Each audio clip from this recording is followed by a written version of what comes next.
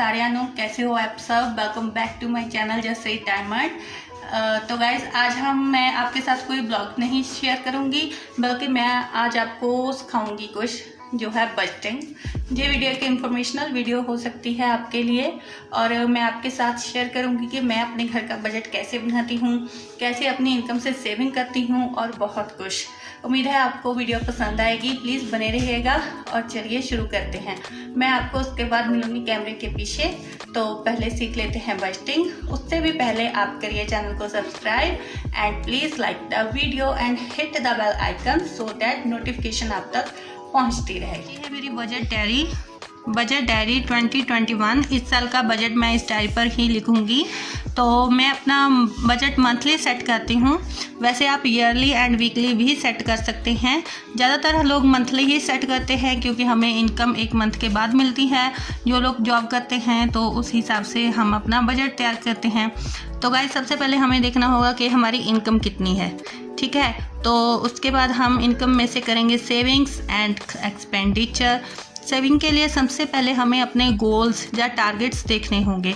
कई लोग हम अपना घर लेना चाहते हैं, कोई कार बाय करना चाहता है, कोई मोटरसाइकिल, कुछ भी हो सकता है। जैसे बच्चों का करियर बिल्ड करना या अपने ड्रीम्स फुलफिल करने, इस सब के लिए हमें पैसा चाहिए। और पैसे के लिए हमें अपनी इनकम में से सेविंग करनी ही होगी। गाइज मैं आप सबको बता दूं कि मैंने अपने लिए एक रूल सेट किया है। इस रूल का नाम है 25%।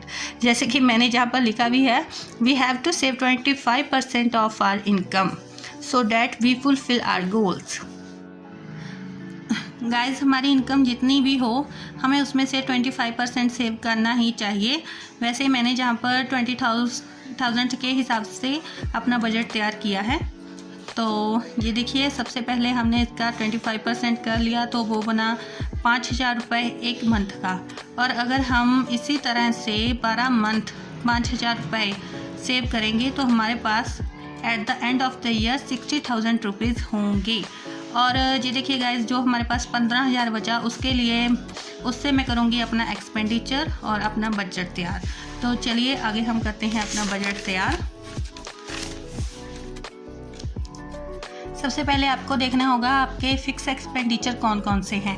जैसे सबसे पहले आता है रेंट। गाइस क्योंकि हमारा घर अपना है, हम कोई रेंट नहीं देते। सिर्फ अप्रैल के महीने में हमें प्रॉपर्टी टैक्स पे करना होता है, तो इसलिए हमारा रेंट ज़ीरो है। वैसे मैं जहाँ पर 500 रुपये निकालती हूँ, इस 500 रुपये से या तो मैं दान देती हूँ, जहाँ कहीं भी मतलब पुण्य के काम में खर्च करते हैं हम, या फिर हम गरीबों में कपड़े या फ्रूट्स वगैरह बांट देते हैं। जब भी ये थोड़े ज़्यादा होते जाते हैं, जैसे 3,000 4,000 रुपये, तब हम इसे यूज़ कर लेते हैं। तो उसके बाद हमारी आती है ग्रॉसरी अप्रॉक्सीमेटली 2500 की होती है पर मंथ हमारी। तो उसके बाद हमें आता है दूध। अभी मैं 2 किलो दूध लेती हूँ 50 रुपये किलो, तो 3,000 ये हमारा हो जाता है।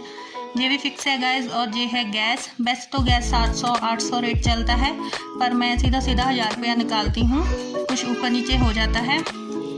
उसके बाद आ जाते हैं फ्रूट्स एंड वेजिटेबल्स। इसके लिए मैं 1,500 रुपया रखती हूँ पर मंथ।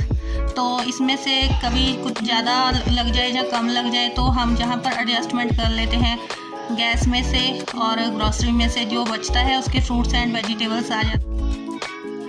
उसके बाद आ जाते हैं मेडिसिन के लिए मैं 1,500 रुपया रखती ही हूँ, क्योंकि घर में बच्चे हैं और कोई भी मतलब इमरजेंसी आ जाए, हेल्थ इशू आ जाए, तो उसके लिए ये होता ही है हमारे पास। तो उसके बाद आता है स्कूल एक्सपेंडिचर। इसमें बच्चों की बुक्स, शॉर्पनर, मतलब कुछ भी बच्चों का स्कूल का खर्चा हो, वो मैं इसी में से करती हूँ। तो इस तरह से सारा टोटल लगाकर तकरीबन 12,000 रुपये हो जाता है, जो कि हमारा एक्सपेंडिचर होता ही है मंथ का।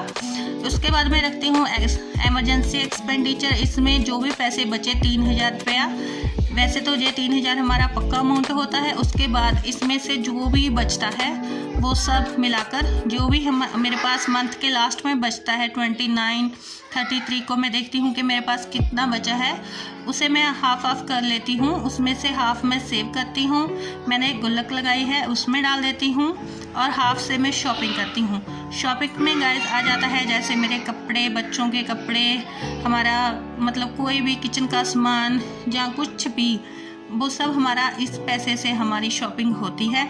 जैसे अभी समर सीज़न है तो बच्चों को चप्पलें चाहिए, मुझे चाहिए, सब कुछ है ना, तो वो सब कुछ इसी पैसे से आता है।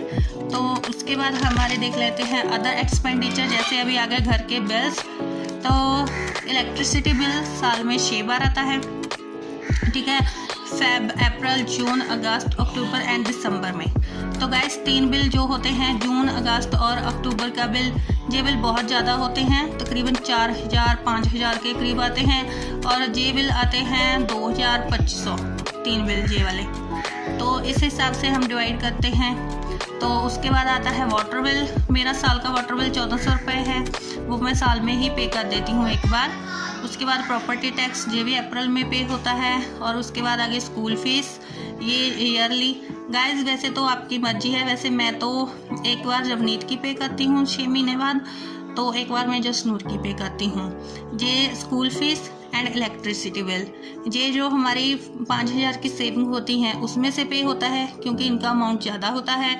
और ये जो छोटे छोटे खर्चे हैं और मेरे फ़ोन का बिल, तो ये सब मैं करती हूँ एमरजेंसी एक्सपेंडिचर, जो कि मैंने आपको जैसे पीछे बताया, जहाँ पर मैं सेविंग करती हूँ ना गुल्लक में 3000 रुपये के साथ प्लस कर वहाँ से मैं अपने ये 3 बिल पे करती हूँ। इस तरह से गाइस हमारे घर का सारा खर्चा तकरीबन निकल जाता है और ये मेरा बजट तैयार हो जाता है। मैं कोशिश करती हूँ कि इसमें से भी मैं कुछ बचा लूँ। वैसे बहुत सारे खर्चे ऐसे होते हैं जो आपको पता नहीं होता, एकदम से आ जाते हैं।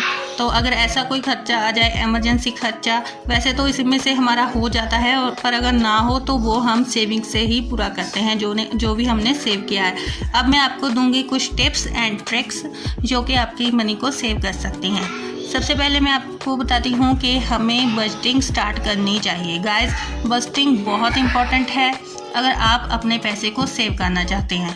हम दिन रात मेहनत करते हैं, कमाते हैं, और अगर फिर हमारे ड्रीम्स ही फुलफ़िल ना हो, हमारे गोल्स ही फुलफ़िल ना हो, तो क्या फ़ायदा हमारे कमाने का। ठीक है, इसलिए हमें पैसे से पैसा बचाना चाहिए, क्योंकि बुरे वक्त का कोई पता नहीं होता कब बुरा वक्त आ जाता है। और जब बुरा वक्त आता है, यकीन मानिए तब आपका कोई साथ भी नहीं देता।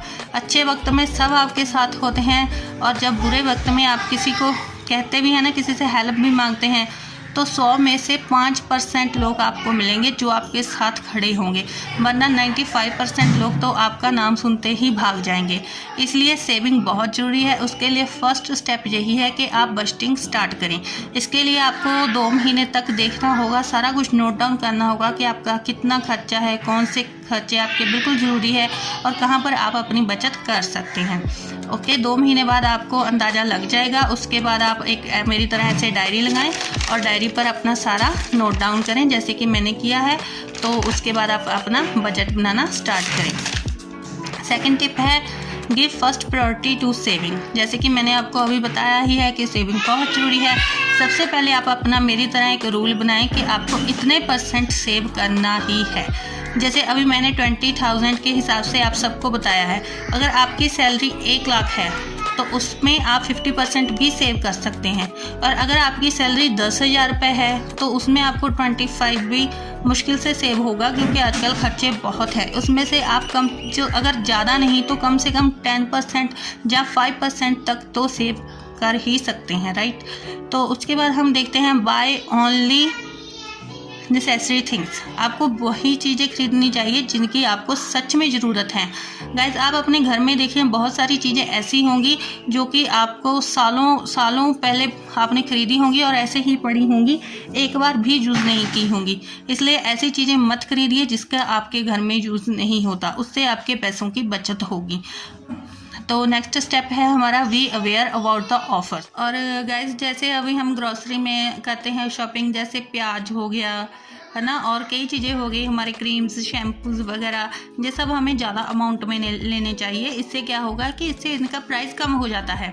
और ध्यान रखें कि हमें ऑफ़र्स में मिले तो सबसे अच्छा। आजकल तो अमेज़ॉन, फ्लिपकार्ट, ऐसी बहुत सी वेबसाइट हैं जिन पर ऑफ़र्स आते रहते हैं, तो उनमें परचेज़ करना अच्छा रहता है। तो गाइस जैसे अभी मई के महीने में, मई जून के महीने में प्याज का रेट बहुत कम होता है। आप 1-2 बोरी लेकर इससे आप स्टोर कर सकते हैं, क्योंकि आगे जाकर प्याज का रेट 85 kg तक हो जाता है हमारे यहाँ। तो इस तरह आप मतलब अवेयर रहें, ठीक है, कि कब हमें कौन सी चीज़ सस्ती पड़ रही है, उस हिसाब से आप अपनी मनी को बचा सकते हैं। नेक्स्ट स्टेप है एनालाइज योर सेल्फ। जब मंथ शुरू होता है तब आप अपना बजट तैयार करें, ठीक है, पूरा मंथ इसी के हिसाब से आप खर्चा करें और एंड में आके 29 और 33 को आप देखें कि आपने कितना खर्च किया और अपने खर्चे में से भी आपने कितना बचाया और कहाँ पर आपने फिजूल खर्ची की, कहाँ पर अपना आपका खर्चा कम हुआ, कहाँ पर ज़्यादा हुआ। इससे क्या होगा, आप नेक्स्ट मंथ का बजट अच्छे से तैयार कर पाएंगे और उससे अच्छे से उसमें आप सेविंग कर पाएंगे। देन हमारा 6 स्टेप है prepare your budget before the starting of the next month. अगले मंथ की स्टार्टिंग से पहले आप नेक्स्ट मंथ का पहले मंथ को एनालाइज कर अगले मंथ का बजट तैयार करें और जो भी अपनी गलतियां पहले में की थी वो ध्यान रखें कि नेक्स्ट बजट में ना हो। इस तरह जब आप काफ़ी टाइम लगातार बजट तैयार करेंगे तो उसमें आप में इम्प्रूवमेंट आएगी और आपको बहुत कुछ अपने आप से सीखने को मिलेगा। Then next step is invest your saving on mutual fund, FD, LIC and get interest. Guys आप जो भी सेव करते हैं ना, जैसे अभी अपने 5,000 ही बचाया था, जब भी आपका अमाउंट 25-30 हज़ार हो जाए तो उसकी या तो आप FD करा दीजिए या म्यूचुअल फंड में करा दीजिए या फिर LIC, मतलब जो भी आपको जिस तरह से भी सूट करता है उसे अपने अकाउंट में मत पड़े रहने दीजिए। उस पैसे को उसे कहीं ना कहीं आप इन्वेस्ट कर दीजिए। इससे क्या होगा, एक तो आपको होगा कि वो पैसे हमारे पास नहीं है, मतलब कि एक्चुअल में तो वो आपके पास ही होंगे। अगर आपके अकाउंट में होंगे तो आप कभी भी उस पैसे को यूज़ कर सकते हैं बाय ATM और कैश थ्रू, है ना, जैसे भी। अगर आपके पास वो पैसा नहीं होगा, वो FD में होगा, तो उसे यूज़ करने से पहले आप 1-2 बार सोचेंगे कि हम ये करें या ना करें। इससे भी आपकी सेविंग्स पर बहुत फ़र्क पड़ता है। एंड इसका सेकंड बेनिफिट ये है कि इस पर आपको इंटरेस्ट मिलेगा, ठीक है, वो भी आपका एक तरह से पैसा कमाने वाली बात होगी। तो गाइस ये कुछ टिप्स और ट्रिक्स है जो मैंने खुद से ही बनाए हैं, खुद से ही मैं बजट तैयार करती हूँ, अपने बजट से ही मैंने अपने एक्सपीरियंस से आप सबको ये सब बताया है। आई होप आपको अच्छा लगा होगा और अगर अच्छा लगा है तो प्लीज़ वीडियो को लाइक कर दीजिए। तो चलिए मैं आपको मिलती हूँ कैमरे के आगे। तो गाइस बताइएगा आपको कैसी लगी वीडियो। मैंने 2-3 ब्लॉग आपको दे दिए थे तो सोचा अभी कुछ इन्फॉर्मेशनल वीडियो डालूं, तो बने रहिएगा और बताइएगा कमेंट को कि आपको मेरी बजट प्लानिंग कैसी लगी। तो अब मैं आपको रवनीत से मिलवा ही देती हूँ। ये देखिए जुजारगे और ये है रवनीत, बोलो हेलो।